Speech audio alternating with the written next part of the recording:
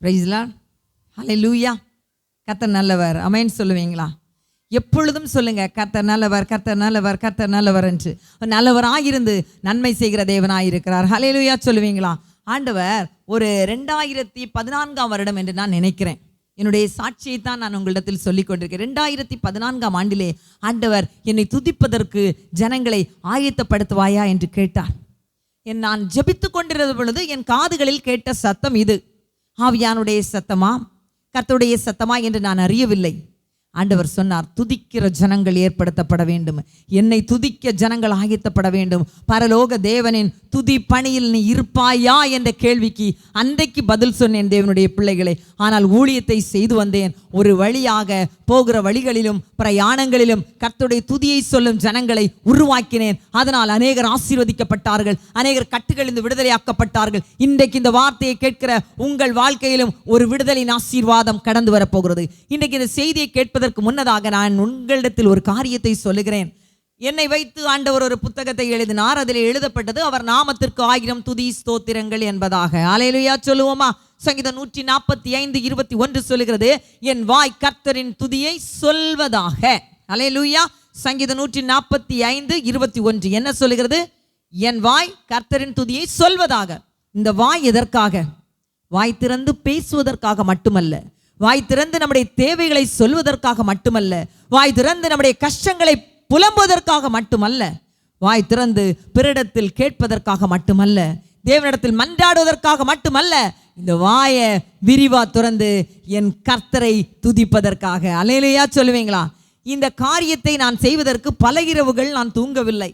பல நாட்கள் இரவு தூக்கத்தை தியாகம் பண்ணி கர்த்தரோடு அமர்ந்து வேத புத்தகத்தை வாசித்து ஆவியானவர் சொல்லுகிற நாமங்களை நான் எழுத ஆரம்பித்தேன். பாருங்க, ஒரு நாளில் ஒரு துதி ஸ்தோத்திர அங்கீகரிப்பின் ஜெபம் என் இருதயத்திலே உருவானது.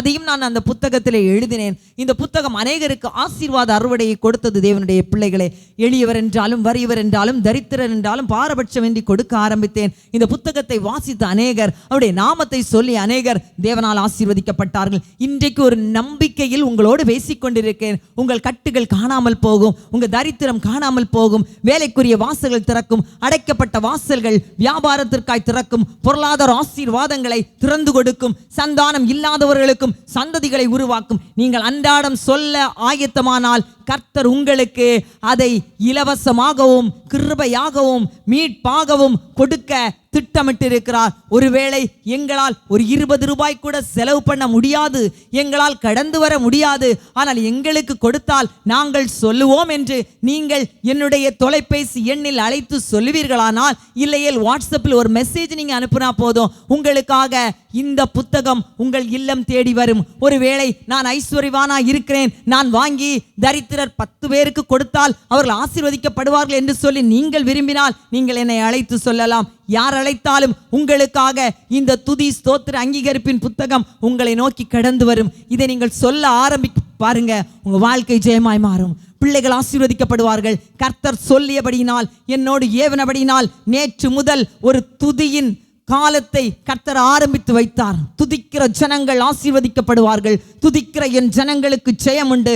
துதிக்கிற ஜனங்கள் பரலோக ராஜ்யத்தை பிரவேசிப்பார்கள் என்று சொன்னார். கரம் தட்டி அல்லேலூயா சொல்லுவீங்களா? இந்த புத்தகம் சொல்லுகிறபடி என் தேவன் பெரியவர், அவர் நாமம் மட்டுமே உயர்ந்தது. இந்த பூமியிலே அவருடைய நாமத்தை போல வேற நாமமே இல்லை. ஹல்லேலூயா. இதயத்தில் இருந்து சொல்லுகிறபடி துதிக்கு பாத்திரரும், துதிகளில் பிரியப்படுகிறவரும், துதிகளில் வாசம் செய்பவரும், தூய தேவனுமான பரலோக தேவனை துதித்து கொண்டு இந்த புத்தகத்தின் செய்தியை நான் உங்களுக்கு சொல்லியிருக்கிறேன். நீங்கள் உங்கள் தூய உதடுகளோடு, பரிசுத்த உதடுகளோடு, பாவமில்லாத உதடுகளோடு அந்த பரிசுத்த தேவனை துதிக்க ஆரம்பிக்கிற பொழுது உங்கள் உதடுகளும் உள்ளங்களும் திருப்தியாகி கர்த்தரால் ஆசீர்வதிக்கப்படும். ஒரு அல்லேலூயா சொல்லுவீங்களா? 10,000 பேர்களில் சிறந்தவர், ஞானிகளின் ஞானியாகிய சாலமோன் சொல்லுவார், என் நேசர் 1000 பேர்களில் சிறந்தவர். கரம் தட்டி அல்லேலூயா சொல்லுவீங்களா? 1000 மடங்கு நீங்கள் ஆசீர்வதிக்கப்பட வேண்டுமா? அந்த 10,000களில் சிறந்தவரை துதிக்க ஆரம்பிங்க. இந்த ஸ்தோத்திர பலி புஸ்தகம் எங்கள் கரங்களில் கிடைத்த அன்று, பிரிண்டிங் வேலை முடிந்து வந்த அன்று 2014 தேவன் சொல்லிய காரியம். இந்த புத்தகம் வந்ததும், இந்த பார்சல் பிரிக்கப்பட்டதும் 10,000 துதி எனக்கு ஒரே நேரத்தில் ஏறெடுக்கப்பட வேண்டும் என்று சொன்னார். எனக்கு எந்த வழியும் தெரியவில்லை. நாங்கள் யோசித்தோம். ஆவியானவர் இடைப்பட்டார். 10 பேர் ஒரே நேரத்தில் 1000 துதியை ஏறெடுத்தா கண்டிப்பா அந்த இடத்துல 10,000 துதி தேவனை சேரும் என்று நானும் என் பிள்ளைகளும் என் ஊழியத்தில் என்னோடு கூட இருக்கிற சகோதர சகோதரிகள் ஒரு சிலரை அழைத்தேன். இணைந்து நாங்கள் முழங்கால் படியிட்டு இந்த 1000 துதி ஸ்தோத்திரத்தை தேவனுக்கு முன்பாக முழங்கால் படியிட்டு சமர்ப்பணம் செய்தோம். அன்று பிற்பாடுதான் ஜனங்களுக்கு கொடுக்க கர்த்தர் ஏவினார். இந்த புத்தகம் அநேக வீடுகளில் இருக்கிறது. அநேகர் ஆசீர்வாதமான சாட்சி எனக்கு சொல்லி இருக்கிறீர்கள். இனி பெரிய சாட்சிகளை எழுப்ப வேண்டும் என்று விரும்புகிறவர்கள் இது இருக்கக்கூடிய 1000 நாமங்களை சொல்லி சொல்லி அன்றாடம் துதிக்க ஆரம்பிங்க. ஆண்டவர் உங்கள் வாழ்க்கையை ஜெயமாய் மாற்றுவார். ஹல்லேலூயா. 1000 10,000 பேர்கள் சிறந்த என்னேஸ்வரே, நான் உம்மை துதிக்கிறேன் ஐயா. ஓய்வின்றி இதை சொல்ல ஆரம்பியுங்கள். உங்கள் உதடுகள் இந்த கனிகளை ஓய்வின்றி கொடுக்குமானால் உங்கள் வாழ்க்கை ஆசீர்வாதமாய் மாறும். ஹல்லேலூயா. ஆண்டவர் சொல்லிய வார்த்தைகளின்படி அவர் யார் என்று சொன்னால் அவர் மகா பெரியவர். ஹல்லேலூயா. அவர் நல்லவர். அவரே என் ஆத்தும நேசர். அவர் பள்ளத்தாக்கின் லீலி, அவர் சாரோனின் ரோஜா, அவர் லீலி புஷ்பமாயிருக்கிறார். ஹல்லேலூயா சொல்லுவீங்களா? வெள்ளை போல செண்டு, அவர் வெண்மையும் சிவப்புமானவர். அவர் சிங்காசனத்தில் வீற்றிருக்கிறவர். அவர் சிறையிருப்பை மாற்றுகிறவர். அவர் இயேசு தமது ஜனங்களின் பாவங்களை நீக்கி அவருடைய பாவங்களை ரட்சிப்பார். ஹல்லேலூயா சொல்லுவோமா?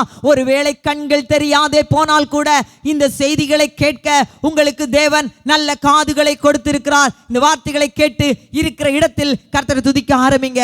அப்படியானால் உலக ரட்சகர் என்ற நாமம் அவருக்கு கொடுக்கப்பட்ட மேலான நாமம். வாய்களை திறந்து சொல்லலாமே, உலக ரட்சகரே, நாங்கள் உம்மை துதிக்கிறோம். ஹல்லேலூயா, ஹல்லேலூயா. ஆவிகளின் பிதாவே ஆராதிக்கின்றோம், ஜோதிகளின் பிதாவே துதிக்கின்றோம். ஆவிகளின் பிதாவே ஆராதிக்கின்றோம், ஜோதிகளின் பிதாவே துதிக்கின்றோம். ஹல்லேலூயா. சங்கீதக்காரன் துதியையும் ஸ்தோத்திரத்தையும் மாறி மாறி சொல்லியிருப்பான். Hallelujah. Praise the lord. Thank you Jesus. நடந்தாலும் இருந்தாலும் சொல்லுங்க, தேவனை உம்மை துதிக்கிறேன். நான் உயிரோடு இருப்பது உம்மால் தானே ஆண்டவரே, அதற்காக உம்மை துதிக்கிறேன் என்று சொல்ல ஆரம்பிங்க. உங்கள் கரங்களை உயர்த்தி நீங்கள் இருக்கிற இடங்களில் பரலோக தேவனை துதிப்பீர்களானால் உங்களுக்காக பரலோகம் வழிவிட்டு கொடுக்கும். உங்கள் வாழ்க்கையின் தடைகள் உடைக்கப்படும். வானமண்டல பொல்லாத ஆவிகள் தானியேலுக்கு விரோதமாய் போராடினது போல உங்களுக்கு விரோதமாய் ஒரு வேளை போராடி கொண்டிருக்குமானால் அந்த போராட்டத்துக்கு முடிவு உங்கள் துதியினாலே உண்டாயிருக்கும். கரம் தட்டி அல்லேலூயா சொல்லுவீங்களா? ஓசியா தீர்க்கதரிசி 14ஆம் அதிகாரம் 2ஆம் வசனத்திலே சொல்லுவார், அவருடைய நாமத்தை துதிக்கும் உதடுகளின் கனி. அல்லேலூயா. உதடுகளின் கனியாகிய ஸ்தோத்திர பலியை அவர் மூலமாய் எப்பொழுதும் அவருக்கு செலுத்த கடவோம். தாவீது எப்பொழுதும் கர்த்தரோடு இருந்தார். அதனாலதான் எல்லா காலத்திலும் கர்த்தரை துதித்தார். கர்த்தரோடு இருக்கிற பிள்ளைகள் நிச்சயமாய் கர்த்தரை துதிப்பீர்கள். நாங்கள் எங்கள் உதடுகளின் காளைகளை செலுத்துவோம். உதடுகளின் காளை என்பது ஸ்தோத்திர கனிகளை குறிக்கிறது. நீங்கள் ஒவ்வொரு நொடியும் ஸ்தோத்திரம் பண்ண ஆரம்பிங்க, துதிக்க ஆரம்பிங்க. துதிக்கிறவன் ஜெயத்தை சுதந்தரிப்பான். அவர் நாமம் எப்படிப்பட்டது தெரியுமா? சங்கீதம் 20:7 வாசிக்கிற பொழுது அந்த நாமம் மேன்மை பாராட்டத்தக்கது. சங்கீதம் 9:2 அவர் கீர்த்தனம் பண்ணத்தக்க நாமம். சங்கீதம் 9:10 அவருடைய நாமம் நம்பிக்கைக்குரிய நாமம். சங்கீதம் 34:3 அது உயர்த்தப்படத்தக்க நாமம். சங்கீதம் 44:5 விரோதிகளை மிதிக்கத்தக்கது. கர்த்தருடைய நாமம் மட்டுமே விரோதிகளை சங்கரிக்கும். கர்த்தருடைய நாமம் மட்டுமே ஆசீர்வதிக்கும். எல்லாவற்றையும் உங்கள் வாழ்க்கையில் கொண்டு வரும் ஒரு வல்லமையான நாமம் கர்த்தராகிய கிறிஸ்துவின் நாமம். சங்கீதம் 86:12 கர்த்தரை மகிமைப்படுத்தத்தக்க நாமம். சங்கீதம் 80:18 அவரை தொழுது கொள்ளத்தக்க நாமம். சங்கீதம் 102:17 அது பயப்படத்தக்க நாமம். சங்கீதம் 99:3 சொல்லுகிறது அது பரிசுத்தமுள்ள நாமம். சங்கீதம் 89:16 சொல்லுகிறது அது களிகூறத்தக்க நாமம். கரங்களை தட்டி அல்லேலூயா சொல்லுவீங்களா? அப்போஸ்தலர் 3ஆம் அதிகாரம் 6-7 வசனங்களை வாசித்துவீங்கன்னா அங்கு இருக்கிறது அது பிறவி சப்பானியை கூட எழுந்து நடக்க பண்ணும் நாமம். அப்போஸ்தலனாகிய பேதுரு யோவான் தேவாலயத்துக்கு சென்ற பொழுது தேவாலய வாசலண்டையில் வைக்கப்பட்ட பிறவி சப்பானி அவர்களை உற்று பார்க்கிறான். இவர்கள் நமக்கு ஏதாகிலும் தருவார்கள், ஒருவேளை பிச்சை போடுவார்கள், இல்லையில் தங்களிடத்துள்ள ஏதையாகிலும் எனக்கு தருவார்கள் என்று. ஆனால் அவர்களிடத்தில் ஒன்றுமில்லாதிருந்தது. ஒருவேளை அவர்கள் இந்த பட்டயத்தை மாத்திரம் சுமந்து வந்திருக்கலாம். அவர்கள் அந்த பிறவி சப்பானியை பார்த்து சொல்லுகிறார்கள், எங்களிடத்தில் வெள்ளியும் பொன்னும் இல்லை, என்னிடத்தில் உள்ளதை உனக்கு தருகிறேன், கர்த்தருடைய நாமத்தை தருகிறேன் என்று சொல்லி அவனை எழுப்பி விட்டார்கள். அவன் எழுந்தான், நின்றான், துதித்தான், நடந்தான், தேவாலயத்துக்குள் சென்று கர்த்தரை துதித்தான். தேவனுடைய பிள்ளைகளே, அப்படியானால் என் இயேசுவின் நாமம், என் பிதாவின் நாமம், பிறவி சப்பானியை கூட எழுந்து நடக்க பண்ணக்கூடிய நாமம், மன்றாடுகிற இடங்களிலே ஆண்டவர்கள் கட்டுகளை உடைக்கத்தக்க நாமம். யோவேல் 2:32 சொல்லுகிறது, அது ரட்சிக்கத்தக்க நாமம். ஹல்லேலூயா சொல்லுவீங்களா சத்தமா? ஹல்லேலூயா. அப்போஸ்தலர் 4:30 சொல்லுகிறது, அது அற்புதங்களையும் அடையாளங்களையும் செய்யும் நாமம் என்பதை பேதுரு நன்கு அறிந்திருந்தான். அப்போஸ்தலர் 4:10 சொல்லுகிறது, அது உங்களை குணமாக்கத்தக்கது, சுகமாக்கத்தக்கது, சர்வாங்க சுகத்தை கொடுக்கத்தக்கது. அப்போஸ்தலர் 5:31 சொல்லுகிறது, அது பாவ மன்னிப்பை அருளத்தக்கது. ஹல்லேலூயா சொல்லுவீங்களா? பாவம் மன்னிக்கப்பட வேண்டுமானால் நம் கர்த்தரை துதிக்க வேண்டும். சங்கீதம் 106:47 வாசிக்கிற பொழுது, அது கர்த்தரை போற்றப்படத்தக்க நாமம், கர்த்தருடைய நாமம் போற்றப்படத்தக்க நாமம். ஹல்லேலூயா. கரம் தட்டி ஹல்லேலூயா சொல்லுவீங்களா? சங்கீதம் 113:3 சொல்லுகிறது, அது துதிக்கப்படத்தக்க நாமம். அவர் நாமம் எப்படிப்பட்டது? துதிக்க தகுதி வாய்ந்த ஒரு நாமம். எந்த மனிதனை உயர்த்தினாலும் உங்களோடு கூட கடைசி வரை வரமாட்டார்கள். காசு, பொருள், பணம், அழகு, ஐஸ்வர்யம் இருக்கும் வரைக்கும் உங்களை சுற்றி ஒரு கூட்டமே இருக்கும். என்றைக்கு நீ எல்லாவற்றையும் இழந்து போகிறாயோ அந்த எல்லாரும் போய்விடுவார்கள். என் அருள்நாதர் இயேசு மட்டும் உன்னோடு கூட இருப்பார். கரம் தட்டி ஹல்லேலூயா சொல்லுவீங்களா? சங்கீதம் 145:21 படிச்சீங்கன்னா, என்றும் எப்பொழுதும் ஸ்தோத்தரிக்கப்படத்தக்க நாமம். ஹல்லேலூயா, ஹல்லேலூயா. எப்பொழுதும் எங்கேயும் துதித்து பாடுங்கள், துதிகளின் தேவனை பிரியப்படுத்துங்கள். எப்பொழுதும் எங்கேயும் துதித்து பாடுங்கள், துதிகளின் தேவனை பிரியப்படுத்துங்கள். ஆஹாஹா ஹல்லேலூயா, ஆஹாஹா ஹல்லேலூயா. ஹல்லேலூயா சொல்லுவீங்களா? எங்க உட்கார்ந்தாலும், எங்க இருந்தாலும், எந்த சூழ்நிலையில இருந்தாலும் அப்பாவை துதிக்க ஆரம்பிங்க. நீங்க துதிச்சீங்கன்னா உங்க வாழ்க்கையில சந்தோஷம் கடந்து வரும். சொல்லுங்க ஆமென் ஹல்லேலூயா. எத்தனை பேர் சொல்ல முடியும்? கரங்களை தட்டி. எல்லா சூழ்நிலையிலும், எந்த சூழ்நிலையிலும், எந்த துன்பத்திலும், எந்த துயரத்திலும் என் கர்த்தரை துதிப்பேன் சொல்றவங்க மட்டும் கரங்களை தட்டி ஹல்லேலூயா சொல்லுவீங்களா? இவ்வளவு மேலான நாமத்தை, இவ்வளவு மேன்மையான நாமத்தை துதிக்காமல் இருக்க முடியாது. தேவனுடைய பிள்ளைகளே, துதிக்க அறிந்தவன் எப்பொழுதும் துதிப்பான். தாவீதின் துதி அவனை உயர்த்திட்டு, தாவீதின் துதி அவனை ராஜாவாக மாற்றிட்டு, தாவீதின் துதி அவனை சத்துருக்களுக்கு நீங்களாக்கிட்டு, தாவீதின் துதி விரோதிகளுக்கு நீங்களாக்கிட்டு, தாவீதின் துதி அவனுக்கு பாவத்துக்கு மன்னிப்பை கொண்டு வந்தது. இதுதான் கர்த்தருடைய ரகசியம். எத்தனை பேர் ஹல்லேலூயா சொல்லுவீங்க? ஹல்லேலூயா. சங்கீதம் 104 வாசிக்கிற பொழுது, அவர் வாசல்களில் துதியோடும் அவர் பிரகாரங்களில் புகழ்ச்சியோடும் பிரவேசித்து அவரை துதித்து அவருடைய நாமத்தை ஸ்தோத்தரிங்கள். நான் நேற்றுக்குள்ள செய்தியில் உங்களுக்கு சொல்லியிருந்தேன், அவருடைய வாசல்களில் வந்தா உங்க 2 கையும் தூக்குங்க, அவர் வாசல்களில் துதியோடு வாருங்கள் என்று. ஆலயத்தில் என்றாவும் போது உங்கள் காலணிகளை கலற்றும் போது உங்கள் கவலைகளை அங்கே கலற்றி விடுங்கள். உங்கள் கரங்களை உயர்த்தி உங்கள் வாயினாலே தேவனை துதித்து கொண்டு வாங்க. அவரை துதிக்க துதிக்க துதிக்க உங்களுக்கு கனம் பெருகும், சம்பத்து பெருகும், ஆசீர்வாதம் பெருகும். எத்தனை பேருக்கு இவைகள் வேண்டும் என்று சொல்லுகிறவர்கள் கரங்களை தட்டி ஹல்லேலூயா சொல்லுவீங்களா? ஹல்லேலூயா. இந்த செய்தியை நான் சொல்லுகிற பொழுது ஒரு சாட்சியை சொல்ல விரும்புகிறேன். எனக்கு என்னுடைய சபையில் உள்ள ஒரு நல்ல நபர், ஒரு சகோதரர், அவர் ஒரு 8 வருடங்களுக்கு முன்னதாக என் சபைக்கு வந்திருந்தார். அந்த சகோதரன் தனக்கு சந்ததி இல்லை என்று சொல்லி தேவனை தேடினார். ஆனால் தேவன் அவருக்கு 4 வருடங்கள் கழித்தான் சந்ததியை கொடுத்தார். அவர் பொறுமையாக இருந்தார். வாக்குத்தத்தங்கள் கொடுக்கப்பட்டது. வாக்குத்தத்தத்தின்படியே சந்ததி உருவானது. மாதங்கள் கடந்து போனது. அவர் அந்த ஸ்திரீ கற்பம் தரித்து கற்ப வேதனைப்பட்டு பிள்ளை பெறுவதற்கு நாட்கள் வருவதற்கு குறித்த ஒரு சில மாதங்களுக்கு முன்பதாக அந்த சகோதரனுக்கு ஒரு காய்ச்சல் பயங்கரமாக வந்தது. டெங்கு ஃபீவர் என்று சொன்னார்கள். டோட்டல் கவுண்ட்ஸ் அப்படி இறங்கிட்டே இருந்து ஒரு மருத்துவமனை, 2 மருத்துவமனை போய் 3வது ஒரு மருத்துவமனையில் அர்ப்பணிக்கப்பட்டார்கள். அந்த நேரத்திலும் அவர் இந்த ஸ்தோத்திர பலியை சொல்லிக்கொண்டே இருந்திருக்கிறார். இந்த புத்தகம் அவருடைய அருகாமையில் இருந்தது. கவுண்ட்ஸ் இறங்கிட்டே இருந்து டாக்டர்ஸ் பிளட் அடைக்கணும்னு சொன்னாங்க. நான் ஜெபம் பண்ணேன், ஆண்டவர்கிட்ட சொன்னேன், ஆண்டவரே இந்த சகோதரன் என்னிடத்தில் சொல்லுகிறான் எனக்கு வேறு ஒரு மனிதனுடைய ரத்தம் அடைக்கப்படக்கூடாது என்று.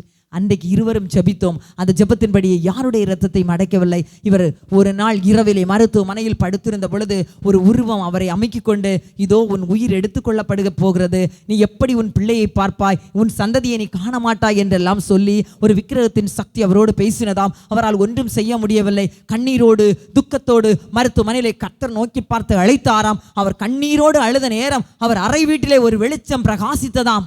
இந்த புத்தகம் அவருடைய கண்களில் வந்ததாம். அந்த அருகே இருந்த புத்தகத்தின் மேல் ஒரு ஒளி வீசி, நீ எழுந்து துதி என்ற ஒரு சத்தம் கேட்டதாம். அவர் துதித்தார். ஆண்டவர் அன்றைக்கு அவருடைய இரத்தத்தின் வல்லமை ஊற்றி கொடுத்து, கர்த்தராகிய கிறிஸ்துவின் இரத்தத்தை கொடுத்து, சுகத்தை குறித்து எத்தனை விசை செக் பண்ணிய போதும் ஏறாத கவுன்ஸ் எல்லாம் கர்த்தர் ஏற செய்தார். இன்றைக்கு அவருக்கு 2 நல்ல பிள்ளைகளை கொடுத்திருக்கிறார். அந்த பிள்ளை 1ஆம் வகுப்பு படிக்கக்கூடிய வயதிற்கு வந்திருக்கிறான். அவனை இன்றைக்கு கர்த்தர் என்னோடு கூட நின்று பாடுகிற ஒரு மகனாக மாற்றி இருக்கிறார் என்று சொன்னால், அவர் ஏறெடுத்த துதிகள் தினமும் 1000 சொல்லுகிற ஒவ்வொரு பிள்ளைகளுடைய வாழ்க்கையிலும் 1000-10,000 பேர்களில் சிறந்தவர், எண்ணிலடங்கா அதிசயங்களை செய்வார். எந்த சந்தேகமும் இல்லை. எத்தனை பேர் இதை நம்புறீங்க? நான் என் ஆண்டவரை துதிக்க போகிறேன்னு சொல்லுவீங்களா? அநேக சங்கீதங்கள் உங்களுக்காக எழுதப்பட்டுள்ளது. துதியின் சங்கீதங்களில் ஒரு சங்கீதத்தை சொல்லி நான் உங்களுக்காக ஜெபிக்க விரும்புகிறேன். சங்கீதம் 136 ஒரு பெரிய துதியின் சங்கீதம். 1ஆம் வசனம் சொல்கிறது, கர்த்தரை துதியுங்கள், அவர் நல்லவர். நாம் ஏன் கர்த்தரை துதிக்க வேண்டும்? என் கர்த்தர் நல்லவர். என் கர்த்தர் நல்லவர்னு சொல்றவங்க மட்டும் அல்லேலூயா சொல்லுவீங்களா? கர்த்தர் நல்லவர், ஹல்லேலூயா. நல்லவரே உம்மை ஆராதிப்பேன், வல்லவரே உம்மை ஆராதிப்பேன், ஹல்லேலூயா. நல்லவரே உம்மை துதிக்கிறேன், வல்லவரே உம்மை துதிக்கிறேன், சர்வவல்லவரே உம்மை துதிக்கிறேன், ஆபிரகாமின் தேவனே உம்மை துதிக்கிறேன், ஈசாக்கின் தேவனே உம்மை துதிக்கிறேன், யாக்கோபின் தேவனே உம்மை துதிக்கிறேன் துதிக்கிறேன் சொல்லுங்க. துதிக்கிற நீங்கள் ஆசீர்வதிக்கப்படுவீர்கள். 2ஆம் வசனம் சொல்லுது, தேவாதி தேவனை துதியுங்கள், ஹல்லேலூயா. வானங்களுக்கும் வானாதி வானங்களுக்கும் மேலாக உயர்ந்த தேவாதி தேவனை துதியுங்கள், அவர் கிருபை என்றும் உள்ளது. கர்த்தாதி கர்த்தரை துதியுங்கள், அவர் கிருபை என்றும் உள்ளது. பரலோகத்திலுடைய நாமம் என்ன? கர்த்தாதி கர்த்தரும் ராஜாதி ராஜாவுமாய் இருக்கிறார் என்று. ஹல்லேலூயா. 4ஆம் வசனம் சொல்கிறது, ஒருவராய் பெரிய அதிசயங்களை செய்கிறவரை துதியுங்கள், அவர் கிருபை என்றும் உள்ளது. வானங்களை ஞானமாய் உண்டாக்கி இருக்கிறார். பகலையாள சூரியனை தந்தார், இரவையாள சந்திரனை தந்தார், விண்மீன்களை தந்தார். அப்படியானால் அவர் ஞானமாய் வானங்களை உண்டாக்கி இருக்கிறார். வானங்களை ஞானமாய் உண்டாக்கினவரை துதியுங்கள். எப்பெல்லாம் வானத்தை பார்க்குறீங்களோ அப்ப எல்லாம் ஆண்டவரை துதிங்க. நான் பாடுவேன், ஆகாய விரிவை உண்டாக்கினார், காலங்கள் குறிக்க செய்தார். ஆகாய விரிவை உண்டாக்கினார், உனக்கு காலங்கள் குறிக்க செய்தார். இரவும் பகலும் உண்டானது. ஆண்டவர் பாருங்க, இரவையாள சந்திரன், பகலையாள சூரியன், ஞானமுள்ள தேவன், ஞானமுள்ளவரை உம்மை துதிக்கிறேன்னு சொல்லுங்க. 5ஆம் வசனம் சொல்லுது, வானங்களை ஞானமாய் உண்டாக்கினவர். மறக்க மாட்டீங்க தானே? வானத்தை பார்க்குற பொழுதெல்லாம் ஜெகதாஸ்ட ஒரு செகண்ட் நினைங்க. அவங்க சொன்னாங்க, இந்த வானம் கர்த்தருடையது, இந்த வானத்துக்காக கர்த்தரை துதிப்போம். ஒரு நாளில் வானம் சுருட்டப்பட்ட புஸ்தகம் போல போய்விடும். அன்றைக்கு கர்த்தருடைய வார்த்தை மட்டுமே நிலைத்திருக்கும். வானாதி வானம் கொள்ளாத என் ஆண்டவர் சொல்லி இருக்கிறார், வானம் எனக்கு சிங்காசனம், பூமி எனக்கு பாதபடி. இன்றைக்கு நானும் நீங்களும் அவருடைய பாதபடியிலே நின்று கொண்டிருக்கிறோம். ஹல்லேலூயா, ஹல்லேலூயா. சிங்காசனத்தில் வீற்றிருக்கிறவர் மட்டுமல்ல, வானத்தையும் பூமியையும் உண்டாக்கி ஆளுகிற தேவன் நம்முடைய தேவன். ஹல்லேலூயா. வானம் எனக்கு சிங்காசனம், பூமி எனக்கு பாதபடி, என்றவரை உம் பாதை தனை எனக்கு காட்டுமே. வானம் எனக்கு சிங்காசனம், பூமி எனக்கு பாதபடி, என்றவரை உம் பாதை தனை எனக்கு காட்டுமே. நானே கர்த்தர் மாறாதவர், ஆளுகை செய்வேன் என்றவாறே உம்மாளுகை எனக்கு தாருமையா. ஹல்லேலூயா சொல்லுங்க. வானங்களும் வானாதி வானங்களும் கொள்ளாதவரை உம்மை துதிக்கிறேன் என்று.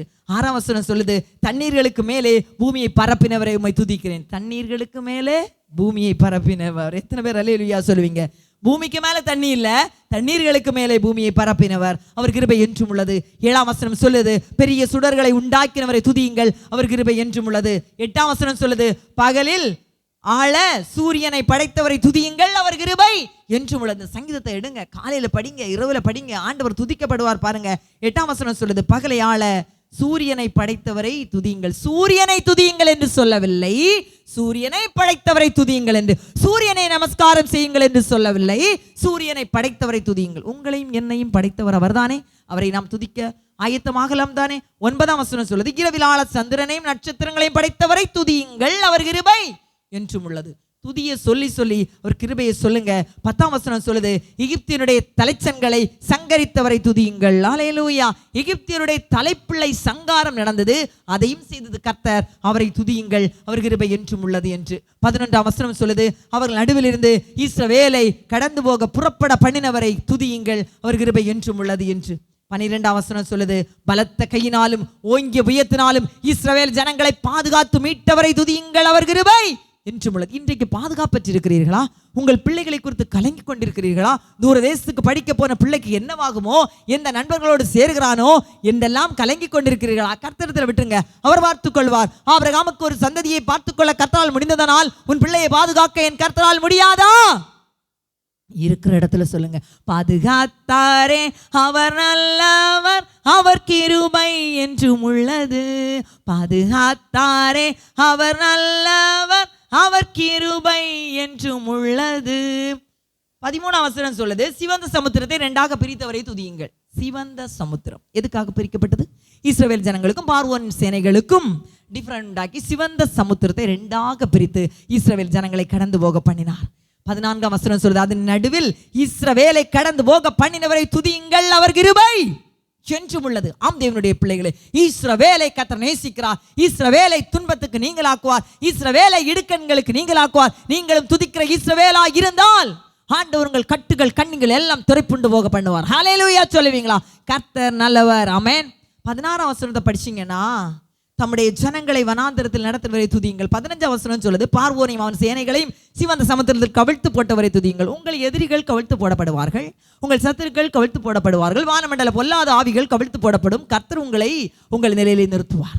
கரம் தட்டி அல்லேலூயா சொல்வீங்களா? சத்தமா. 17ஆம் வசனம் சொல்லுது, பெரிய ராஜாக்களை சங்கரித்தவரை துதியுங்கள். ராஜாக்களை தள்ளி ராஜாக்களை ஏற்படுத்துகிறவர், சில ராஜாக்களை அவர் சங்கரித்திருக்கிறார், அவரை துதியுங்கள், அவர் கிருபை என்றும் உள்ளது என்று. 18ஆம் வசனம் சொல்லுது, பிரபலமான ராஜாக்களை அழித்தவரை துதியுங்கள். அழிவை தந்தாலும் கர்த்தர் தான், பாதுகாத்தாலும் கர்த்தர் தான். இன்னும் பாருங்க, 18ஆம் வசனம் சொல்லுது, பிரபலமான ராஜா. எப்படிப்பட்ட பிரபலமான ராஜா? நேபுகாத்நேச்சார் பெரிய மாகாணத்தை ஆண்டு கொண்டிருந்தான். பெரிய அரண்மனை, நான் கட்டின மகாபாபிலோன் என்று சொன்ன பொழுதே அவனுடைய ராஜரீக மேன்மை அவனை விட்டு எடுபட்டு போயிற்று. அவனுடைய விரல்களில் நகங்கள் முளைக்க, தலைமுடிகள் வளர, குனிந்து மிருகத்தை போல நடக்கிறான். அவனுடைய நகங்கள் வளர்ந்து போயிற்று. புத்தி வரும் வரைக்கும் நடந்தான். இன்றைக்கு நான் என் நகத்தை விட்டு கர்த்தரை துதிங்க. பலத்த ராஜாவாய் இருந்தாலும், பணம் பொருந்திய பலவானாய் இருந்தாலும், கர்த்தர் இல்லையே நான் இல்லை என்று சொல்ல ஆரம்பிங்க. கர்த்தர் உங்களை உயர்த்துவார். 19ஆம் வசனம் சொல்லுது, எமோரியரின் ராஜாவாகிய சீகோனை அழித்தவரை துதியுங்கள். 20ஆம் வசனம் சொல்லுது, பாசோனின் ராஜாவாகிய ஓகை அழித்தவரை துதியுங்கள். 21ஆம் வசனம் சொல்லுது, அவர்கள் தேசத்தை சுதந்திரமாக தந்தவரை துதியுங்கள். ராஜாக்களை அழித்து நல்லவர்களுக்கு தன்னுடைய தேசத்தை கொடுத்தவரை துதியுங்கள். 22ஆம் வசனம் சொல்லுது, அவர் தம்முடைய தாசனாகிய இஸ்ரவேலுக்கு சுதந்திரமாக தந்தவரை துதியுங்கள். தம்முடைய தாசனாகிய இஸ்ரவேல். ஸ்டார்டிங்லேயே ஆண்டவர் தான் சொல்றார், இஸ்ரவேலை ஆசீர்வதிப்பது கர்த்தருக்கு பிரியம். அல்லேலூயா சொல்லுவீங்களா? 23ஆம் வசனம் சொல்லுது, நம்முடைய தாழ்வில் நம்மை நினைத்தவர், என்னுடைய தாழ்வில் என்னை நினைத்தவரை துதியுங்கள் என்று சொல்லுவீங்களா? அப்பா, நான் எத்தனை விசை தாழ்ந்து போனேன், குறைவுகளோடு இருந்தேன், இல்லாமைகளோடு இருந்தேன், தரித்திரத்தோடு இருந்தேன், ஒன்றுமில்லாமை சந்தித்தேன். என் தாழ்வில் என்னை நினைத்தீரே, உமக்கு நன்றின்னு சொல்லுவீங்களா? தாழ்மையில் இருந்தேன், தள்ளாடி நடந்தேன், தயவாய் நினைவு கூர்ந்தீர். நான் தாழ்மையில் இருந்தேன், தள்ளாடி நடந்தேன், தயவாய் நினைவு கூர்ந்தீர். இன்றைக்கு தாழ்மையில் இருக்கிற உங்களை கர்த்தர் நினைத்திருக்கிறார். ஆண்டவர் சொல்வதெல்லாம், நீ மன தாழ்மையாயிரு, கர்த்தர் உன்னை உயர்த்துவார். தாழ்ந்த இடத்தில் தான் தண்ணீர் அதிகமாய் நிற்கும் பிள்ளைகளே. நாம் தாழ்ந்து போவதில் நாம் குறைந்து போக மாட்டோம். தாழ்மை உள்ளவர்களை தேவன் உயர்த்துவார். தாழ்மை உள்ளவர்கள் மேல் அவருடைய கிருபை தங்கும் என்று வேதம் சொல்லுகிறது. இன்னும் பாருங்க, 24ஆம் வசனம் சொல்லுது, நம்முடைய சத்துருக்களின் கையில் இருந்து நம்மை விடுதலை பண்ணினவரை துதியுங்கள். இஸ்ரவேல் ஜனங்களுக்கு சத்துருவாக பார்வோன் சேனையும் பார்வோனும் இருந்தார்கள். ஆனால் அவர்கள் கையில் நின்று கர்த்தர் அவர்களை விடுதலை பண்ணார். அப்படியானால் அவர் விடுதலையின் நாயகன். விடுதலையின் நாயகன் நாம் கர்த்தரை நாம் துதிக்கலாம் தானே? விடுதலை நாயகன் வெற்றியை தருகிறார், நமக்குள்ளே இருக்கிறார், என்னே ஆனந்தம். ஹல்லேலூயா. கரங்களை தட்டி விடுதலை நாயகனை நாம் துதிக்க ஆயத்தமாவோம். 25ஆம் வசனம் சொல்லுது, மாம்ச தேகம் உள்ள யாவுக்கும் ஆகாரம் கொடுக்கிறவரை துதியுங்கள், அவர் கிருபை என்றும் உள்ளது. மாம்ச தேகம் இருக்கிற நமக்கு ஆகாரத்தை கொடுக்கிற நம்முடைய கர்த்தர், பறக்கிற பறவைகளுக்கும் ஆகாரத்தை கொடுக்கிற நம்முடைய கர்த்தர். ஆகாரம் தருபவரே, எனக்கு ஆதரவாய் இருப்பவரே, ஆகாரம் தருபவரே, எனக்கு ஆதரவாய் இருப்பவரே, தெய்வீக பிரசன்னத்தால் வாழ்வழித்து காப்பவரே, என்னை வாழ்வழித்து காப்பவரே. குறைவுகளோடு இருக்கிறீர்களா? ஆகார பற்றாக்குறைவா? ஆண்டவரை பார்த்து கொடுங்க. கூப்பிடும் காக்கை குஞ்சுகளுக்கும் உணவளிக்கிற தேவன் உங்களுக்கு நிச்சயமாய் உணவளிப்பார். 26ஆம் வசனம் சொல்லுது, பரலோகத்தின் தேவனை துதியுங்கள், அவர் கிருபை என்றும் உள்ளது. அந்த பரலோகத்தின் தேவனை என்னோடு கூட இணைந்து துதிக்க ஆயத்தமாக இருக்கிறவர்கள் இருக்கிற இடத்துல முழங்கால் படியிடுங்க. இல்லை, எங்களால் முழங்கால் படியிட முடியாது, நாங்கள் பணி செய்து கொண்டிருக்கிறோம், அலுவலகத்தில் இருக்கிறோம், இல்லை எங்கள் லெஷர் டைமில் இருக்கிறோம், நாங்கள் ஃப்ரீயாக இருக்கிறோம், அப்படி சொல்கிறவங்க மட்டும் இருக்கிற இடத்துல முழங்கால் போடுங்க. முடியாதவர்கள் இருக்கிற இடத்துல உங்கள் இருதயத்தில் தேவனை தியானிக்க ஆரம்பிங்க. ஒருவேளை இந்த வார்த்தைகளை கேட்கிற நேரம் இரவாக இருந்தால் இரவிலையும் தேவனை துதிக்கலாம். கண்களை மூடுவோமா? பரலோகத்தின் தேவனை துதியுங்கள். பரலோகமே உம்மை துதிப்பதால் கர்த்தாவே அங்கே வாழ்கிறீர், ஆலயத்தில் உம்மை துதிக்கிறோம் கர்த்தாவே எழுந்தருளும், உந்தன் நாமம் உயர்த்தும் இடத்தில் அங்கே வாசம் செய்வீர். ஆண்டவர் சொல்லுகிறான், அவருடைய நாமத்தை உயர்த்தக்கூடிய இடம் எதுவாக இருந்தாலும் அவர் அங்கே வாசம் செய்கிறார். கண்களை மூடுவோமா? ஆண்டவரே, பரலோகம் துதியின் இடம், பரலோகம் உம்மை போற்றக்கூடிய இடம், பரலோகம் உம்மை வணங்கக்கூடிய இடம், பரலோகம் உம்மை ஆராதிக்கக்கூடிய இடம், அந்த இடத்துக்கு நான் வருவேனானால் ஆண்டவரே, நான் நிச்சயமா ஆராதிக்கணும் தகப்பனே. அப்பா, நான் உம்மை துதிக்கிற மகளா என்னை மாற்றும் சுவாமி. எப்படி நீ துதிக்க சொன்னீரோ அந்த துதியை ஏறெடுக்க நான் ஆயத்தமாக இருக்கிறேன். ஆண்டவரே, என்னை ஆயத்தப்படுத்தும். இந்த வார்த்தைகள் என் ஆவியை உயிர்ப்பித்திருக்கிறது, இந்த வார்த்தைகள் என் ஆத்மாவை உயிர்ப்பித்திருக்கிறது என்று நம்புறவங்க மாத்திரம் உங்க இருதயத்தில் வச்சு கையை வச்சு சொல்லுவீங்களா? அப்பா, இந்த வார்த்தைகள் நிச்சயமா என்னை ஆசீர்வதிக்க போகிறது என்று நான் நம்புகிறேன். ஆண்டவரே, வியாதியோடு இருக்கக்கூடிய என் வியாதியை மாற்றப் போகிறது என்று நம்புகிறேன். கீழ்ப்படியாத என் பிள்ளையை கீழ்ப்படிய பண்ண போகிறது என்று நம்புகிறேன். ஆண்டவரே, குடி பழக்கத்தோடு இருக்கிற என் புருஷனை மாற்றப் போகிறது என்று நான் நம்புகிறேன். ஆண்டவரே, உதாரியாய் நடக்கிற, வழி விலகி நடக்கிற கீழ்ப்படியாமையின் பிள்ளைகள் மேல் தேவ கரம் வைக்கப்பட போகிறது என்று நான் நம்புகிறேன் சொல்லுவீங்களா? உருக்கமாய் கண்ணீரோடு பிள்ளைகளுக்காக ஜபிக்கிற வாலிப மகனுக்காக கதறிக்கொண்டிருக்கிற சகோதரியே, கர்த்தர் சொல்லுகிறார், உன் வாலிப மகனை நீ மீட்டெடுப்பாய் மகளே. நிச்சயமாய் நீ என்னை துதிக்க ஆரம்பி. நீ துதிக்கிற பொழுது உனக்கு ஜெயம் உண்டாயிருக்கும். இந்த யூடியூப் சேனல்களில் பார்க்கிற ஒவ்வொரு பிள்ளைகளுடைய வாழ்க்கையிலும் நிச்சயமாய் அற்புதங்கள் கடந்து வரும்படிக்காய் அருளாதர் இயேசுவை துதிங்க. அவர் பெரியவராயிருக்கிறார், அவர் நல்லவராயிருக்கிறார். தொடர்ந்து உங்களுக்கு இந்த துதியின் செய்தி கடந்து வர வேண்டுமானால் நீங்கள் என்னை அழைத்து பேசுங்கள். தேவன் உங்களோடு கூட பேசும் செய்தியை சொல்ல ஆரம்பிங்க. நீங்க இணையாம இந்த துதிப்பணியை நான் செய்ய முடியாது. உலகம் முழுமைக்கும் துதிக்கிற ஒரு கூட்டத்தை நீங்கள் ஆயத்தப்படுத்த வேண்டும். ஒரு சமாரியா ஸ்திரீ மூலமாக சமாரியாவுக்கு எழுப்புதல் வந்ததானால் இந்த வார்த்தையை கேட்கிற ஒவ்வொரு பிள்ளைகள் மூலமாக எழுப்புதல் உண்டாயிருக்கும். எழுப்புதலின் பணியில் ஸ்திரீகளுக்கு பங்கு உண்டு. இயேசு கிறிஸ்து வாழ்ந்த நாட்களில் அநேக ஸ்திரீகள் இயேசுவுக்கு பின் சென்று ஊழியம் செய்தார்கள். நம்மால் பின் சென்று தான் ஊழியம் செய்யவில்லை. அறை வீட்டில் அமர்ந்தாவது அப்பாவை துதிச்சு அவர் பணியை செய்யலாம் அல்லவா? அப்பா, நான் நம்மை துதிக்கிறேன் ஆண்டவரே. இந்த வார்த்தைகளுக்காக உமக்கு நன்றி அப்பா. இந்த வார்த்தைகளின் வாயிலே ஆவியாயும் ஜீவனாயும் கடந்து வரட்டும் தகப்பனே. எப்படி இந்த துதி புஸ்தகம் ஆண்டவரே துதியில் சொல்லப்பட்ட உம்முடைய நாமங்கள் ஜனங்களுக்கு விடுதலையை கொடுத்ததோ, அப்படியா இந்த வார்த்தையை கேட்கிற ஒவ்வொரு பிள்ளைகளுடைய வாழ்க்கையிலும் தோல்வியை ஜெயமாக மாற்றுகிற அற்புதமாய் மாறட்டும். தேர்வு எழுதி அரியஸ் வந்து கொண்டிருக்கிறது, எனக்கு ஜெயமில்லை என்று சொல்லுகிறீர்களா? துதிக்க ஆரம்பிங்க. உங்களுக்கு கர்த்தர் ஜெயத்தை கொடுப்பார். ஈசாக்கின் தேவன் பெரியவர், தாவீதின் குமாரன் பெரியவர், ராஜாதி ராஜாவாய் இருக்கிறார். ஆமென்றும் ஆமென் என்றும் இருக்கிறவர் உங்கள் வாழ்க்கையில் அற்புதங்களை செய்வேன் என்று சொல்லுகிறார். நீங்கள் எதிர்பார்த்திருக்கும் முடிவை உங்களுக்கு கொடுக்கும்படி உங்கள் மேல் நினைவாயிருக்கிற கர்த்தர் நானே என்று சொல்லுகிறார். எங்கள் அன்பின் பரலோக பிதாவை நாங்கள் உம்மை துதிக்கிறோம். பரிசுத்த ராஜாவை உம்மை துதிக்கிறோம். இந்த பிள்ளைகளை வாழ்க்கையில் ஆவிகளின் பிதாவாய் ஜோதிகளின் பிதாவாய் வந்து நீர் நன்மை செய்வீராக. எங்களை பிழைப்பூட்டும் பரிசுத்த பிதா என்று வேதம் சொல்லுகிறதே. பிழைப்புக்காக கஷ்டப்படுகிற பிள்ளைகளுக்கு இரட்டத்தனையான நன்மைகளை கொடுப்பீராக. இவர்கள் யாக்கோபு ஆசீர்வதிக்கப்பட்டது போல 2 மடங்கு ஆசீர்வதிக்கப்படட்டும். இஸ்ரவேலாய் மாற்றி ஒவ்வொருவரையும் ஆசீர்வதிங்க. துதிக்கிற ஜனங்களாய் மாற்றுங்க. இன்றைக்கு யார் யார் தீர்மானம் எடுக்கிறார்களோ இவருடைய வாழ்க்கையிலே துதியின் அனுபவம், ஆசீர்வாத அனுபவம் உண்டாயிருக்கட்டும். அந்த நாமத்தை பிரஸ்தாவப்படுத்தி இவர்கள் ஆசீர்வதிக்கப்படுவார்களாக. யார் யார் என்னோடு துதி பணி செய்ய விரும்புகிறீர்களோ ஒரே ஒரு நிமிடம் வாட்ஸ்அப்பில் சகோதரி, உங்களோடு நாங்கள் தேவனை துதிக்க ஆயத்தமாகிறோம். எங்களுக்கு உங்கள் ஆலோசனை தேவை. நாங்கள் அநேகரை துதிக்க வைப்பதற்கு தேவன் திட்டத்தை கொடுத்திருக்கிறார். ஒருவேளை தேவன் உங்களோடு கூட பேசியிருக்கலாம். நீங்கள் என்னோடு இணைந்து இந்த பணியை செய்ய ஆரம்பிங்க. இதனால் ஒரு பேர் பிரஸ்தாபம் நமக்கு உண்டாயிருக்காது. நம்முடைய சந்ததிகள் ஆசீர்வாதமாய் இருப்பார்கள். நாமும் ஒரு நாள் மரித்து போனால் மரித்தவர்களும் மௌனத்தில் இறங்களும் கர்த்தரை துதிக்க மாட்டார்கள்.